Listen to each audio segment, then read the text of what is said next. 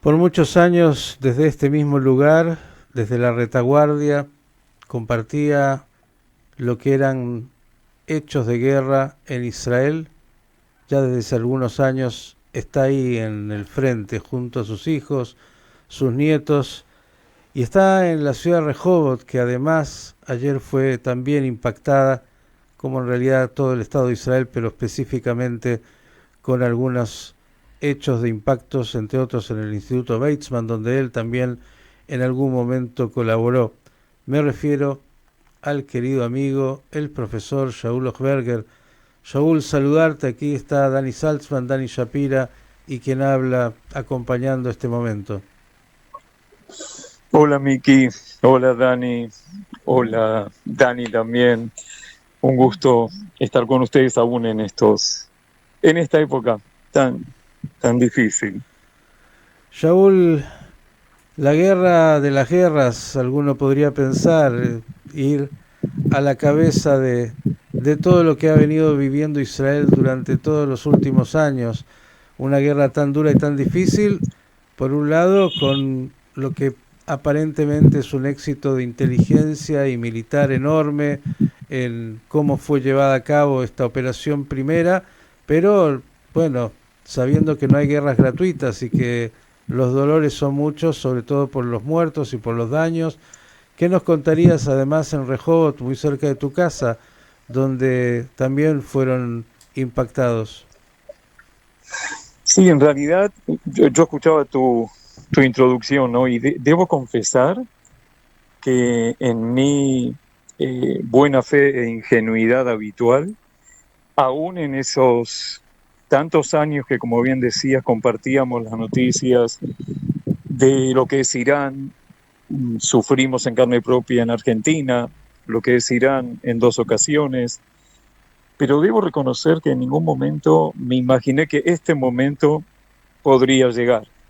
Me parecía que era parte de esta verborragia política, de esta suerte de amenazas constantes como parte de estilos determinados, pero debo confesar que nunca pensé que este momento, punto de inflexión, donde el proyecto nuclear iraní estaba en el minuto 90, como decimos, y de allí la intervención de Israel. Esto es lo primero que quiero decir porque creo que ahí es donde más allá de que venimos ya en guerra año y medio largo, eh, pega distinto.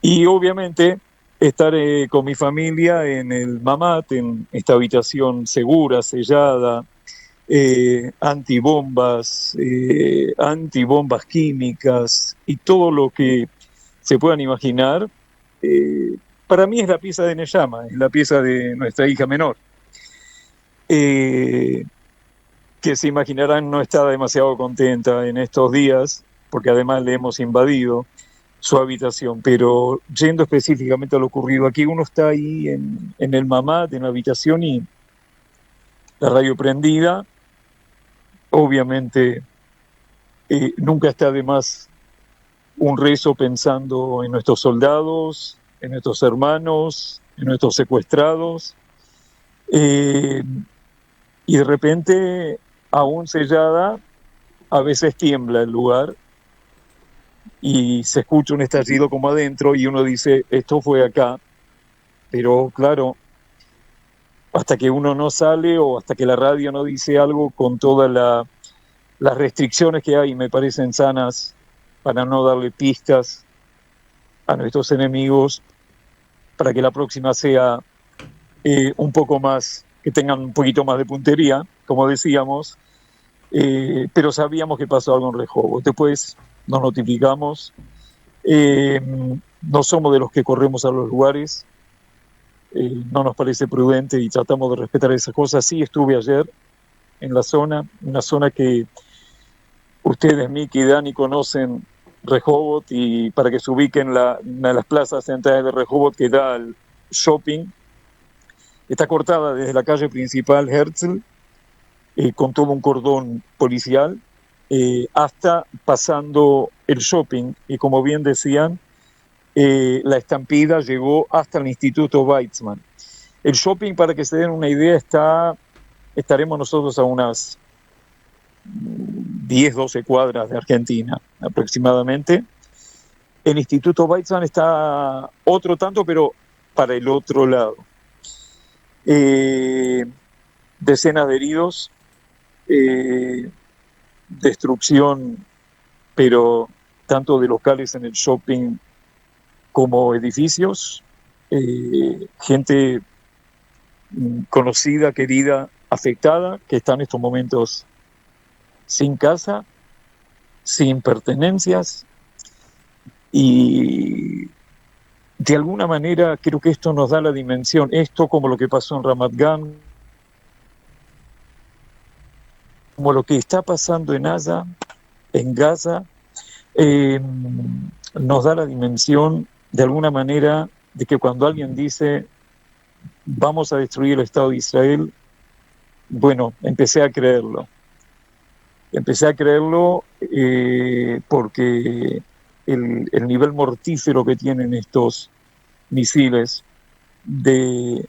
pero hasta una tonelada de material puede tener, lo puede tirar, lo puede lanzar solamente alguien que de verdad quiere destruir, y no solo lo edilicio de una ciudad, de un país, sino a su gente. E Irán está tirando a los civiles. Por eso es tan importante escuchar, atender a lo que son las instrucciones del Comando del Frente Interno, aunque hoy lamentablemente nos desayunamos con que en el ataque de esta madrugada uno de los misiles perforó también, Dios libre y guarde, uno de estas habitaciones selladas. Rehovot, así no se ve gente mucha en la calle, algo pueden escuchar de fondo el andar de algunos automóviles. La gente está respetando muchísimo esto de no circular, de estar cerca de los lugares para protegerse. Y se sigue trabajando. Ayer estuve en el lugar, como les decían, y se está removiendo escombros todavía. Un mercado central que está ahí también resultó afectado. En fin, digo por el alcance del shopping al mercado hay 2, 3 cuadras. Del mercado al Weizmann, como les dije, 10, 12 cuadras. Y llegó la estampida. De modo que eso nos puede dar un poco la dimensión de lo que se está viviendo en Israel, más allá de lo que muchos en el mundo no terminan de entender. Bien, contame nada más, hablabas de la vida en tu casa, en la pieza de tu hija menor. ¿Cómo es ese momento? ¿De qué se habla? ¿De qué se piensa? ¿Cómo se organiza la rutina, que seguramente ya no es rutina? Es muy buena tu pregunta, Dani, porque me haces acordar la primera vez que pasamos por una alarma en Israel, y sonó la sirena. Entramos a la habitación de Neyama y yo me vine corriendo al comedor para cerrar la puerta del balcón.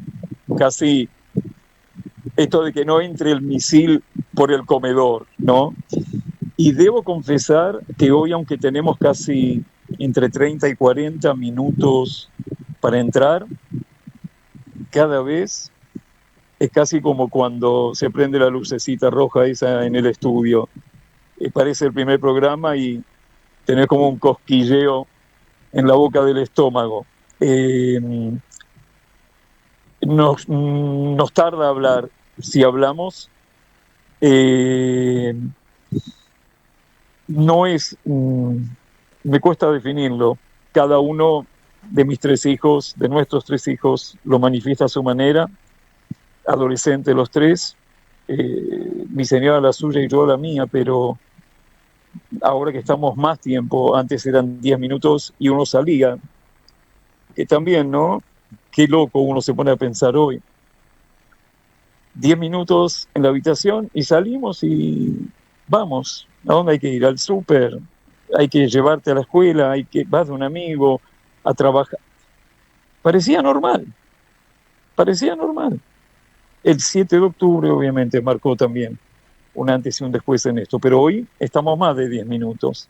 Podemos llegar a estar hora y media, 2, porque se nos avisa antes, se nos da la orden de entrar y después hasta que no nos avisan fehacientemente que se puede salir, obviamente estamos adentro. Y de repente algún chiste, cantamos, tenemos comida, tenemos agua. Hasta ahora no pasa demasiada comida en ese momento, pero los chicos a veces, una papa frita, algo, a veces duermen. Neyama está durmiendo y tratamos de no despertarla. Mis otros 2 hijos también duermen ahí ya para no estar despertándolos. Y esto es un poco lo que les puedo contar. Es parte de la tensión que se vive. Y ¿sabes qué? Tensión y por sobre todo mucho dolor. Mucho dolor. Yo recordaba, Shaul, de alguna experiencia ya muy distante en la Guerra del Golfo, que viviendo eso de estar encerrado en un cuarto sellado, en un refugio, una de las paradojas humanas, ¿no?, que se viven es que uno comienza a distinguir sonidos y puede saber cuándo un misil interceptor logró interceptar por el sonido alguno que está cayendo y cuando hay un impacto, y la sensación, por lo menos que yo recuerdo cuando se escuchaba un impacto, es decir, gracias a Dios no me cayó encima a mí, sin saber a quién le puede haber caído, ¿no? Pero la primera reacción humana es esta de, bueno, estoy vivo, no me cayó encima. No sé si es lo que se siente. Sí, sí, sin duda. En este caso se sabía, pero casi con certeza, sin estar mirando nada, que fue en Rehoboth, por el estruendo, por el cómo resonó. Aún, imagínense que casi impenetrable esta habitación y se escuchó adentro y parecía que se movía el lugar, como que fue acá en la esquina. Y sí, todas estas cosas pasan obviamente por la cabeza, pero se habrán dado cuenta que en ningún momento utilicé la palabra miedo. Utilicé nervio, utilicé tensión, y no porque lo tengo fríamente calculado. La preocupación, tal vez la tristeza de lo que ocurre, pero no, miedo no, porque estamos en casa, porque el mundo debería tenerle miedo a estos que nos están tirando. La gente se equivocó de miedo. Pero bueno, eso tal vez es tema para otra ocasión. Sí, es una sensación muy particular. Debo confesarles aparte que yo creo que es la primera vez que hablo desde el 7 de octubre. Yo a partir del 7 de octubre sentí todo el tiempo que me cuesta expresarme y no por falta de palabras, sino por aquello que un maestro muy querido me enseñó. Lo importante no es hablar, sino decir. Y hoy es la primera vez. Shaul, sí. Sí, estaba pensando en lo que dijiste cuando empezó esta charla. Dijiste, nunca me imaginé que iba a llegar el momento en que esto iba a comenzar. Y sos periodista, sos analista, lees, sabés, ¿imaginás la manera en que puede terminar?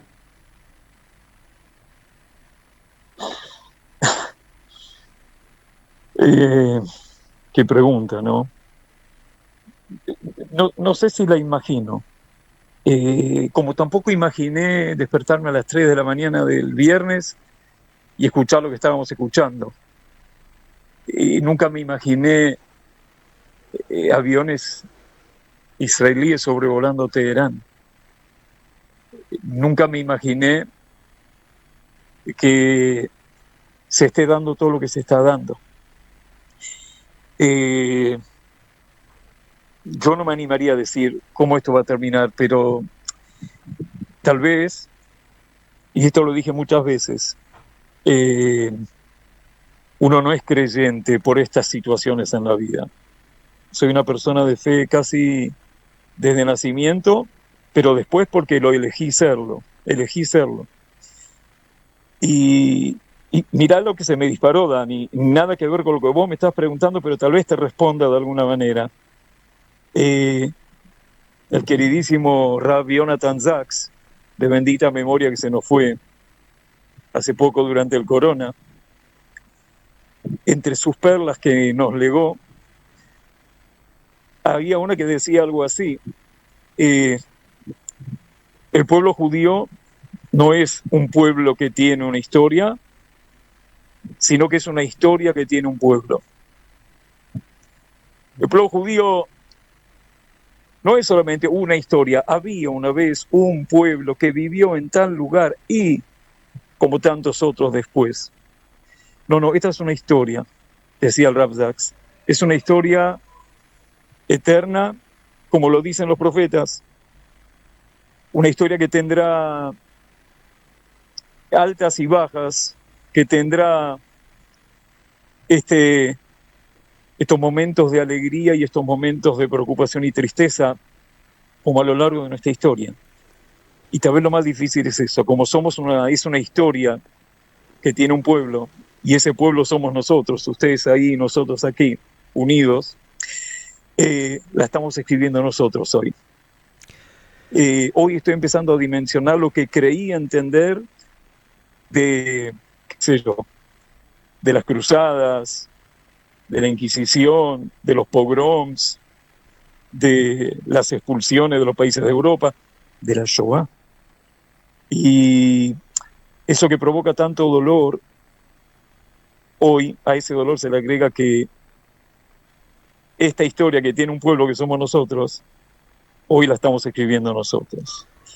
Es por lo cual yo tengo plena fe, aún en estos días de preocupación, de incertidumbre, de dolor por nuestros hermanos, por la gente que aún no pudo volver a su casa ni en el norte ni en el sur, por los soldados que se están recuperando de sus heridas, por los soldados que están ahora ahí, en 7 frentes, 8 frentes, vaya uno a saber. Y de repente todos ellos, junto a nosotros, estamos escribiendo esta historia, y lo hacemos para que esta historia tenga un final feliz como tiene que ser. Y creo que es parte de nuestra historia. Pero ojalá, ¿sabes qué, Dani? Ojalá que pronto podamos recordar esta pregunta tuya y mi intento de respuesta con la respuesta ya dada, si Dios quiere, pronto en nuestros días. Shaul, yo quiero agradecerte porque sabíamos de tu silencio desde el 7 de octubre, por compartir justamente estos minutos tan importantes y pensar distintas cosas que dijiste. Por un lado, es verdad que desde la distancia es más fácil a veces, pero la certeza de que va a haber un final y será un final mejor para Israel.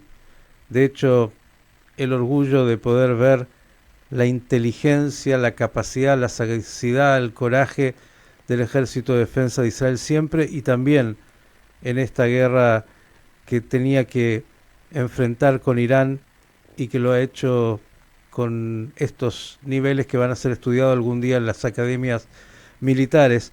Pero pensaba también en lo que dijiste respecto del mundo y del miedo. Y yo creo que te quiero dar una dimensión extra.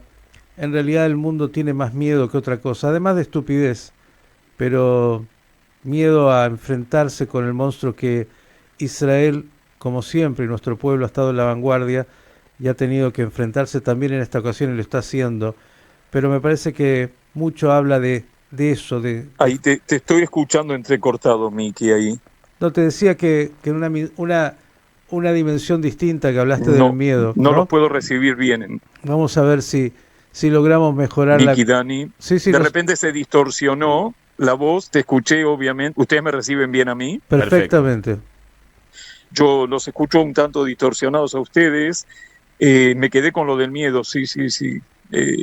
Coincido plenamente con lo que decías del mundo, pero mientras tratan de resolver esta salvedad técnica, volviendo a la pregunta de Dani, a lo que vos decís, Miki, cuando hablo de final feliz, no estoy hablando solo para el pueblo judío, sino para toda esta zona del Medio Oriente y el mundo, donde de alguna manera nos están mirando, librando esta batalla del mundo libre, de países árabes que no dicen, pero con su no decir también están diciendo, y no solo puede cambiar Irán, que no es un problema nuestro, ese es un problema del pueblo iraní, pero no solo puede cambiar Irán, sino que puede cambiar también el Medio Oriente y en función de eso el mundo.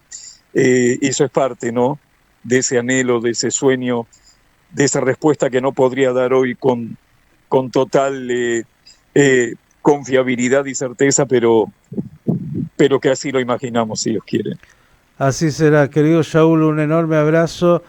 Seguimos en comunicación permanente, cariños a la familia, a seguir haciendo lo que hay que hacer, que es cuidarse, seguir las instrucciones de la Guardia Civil, de la Guardia de alguna manera que protege a la población israelí, y ya habrá tiempo para hablar nuevamente de otras cosas y de las investigaciones maravillosas que hace el Instituto Weizmann ahí cerquita de tu casa, que también, como tantos lugares, se ha visto afectado por este horror.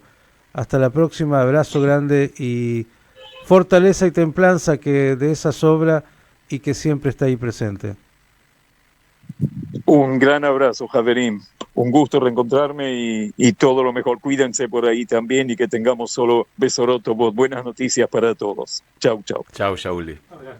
El profesor Scholosberger, hombre que durante tantos años aquí desde este micrófono compartía esto, claro, hoy en otra dimensión, tal vez en la batalla de las batallas, sí, la gran guerra, esa que se sabía que en algún momento llegaría y que ha llegado porque el contexto además ha sido el adecuado.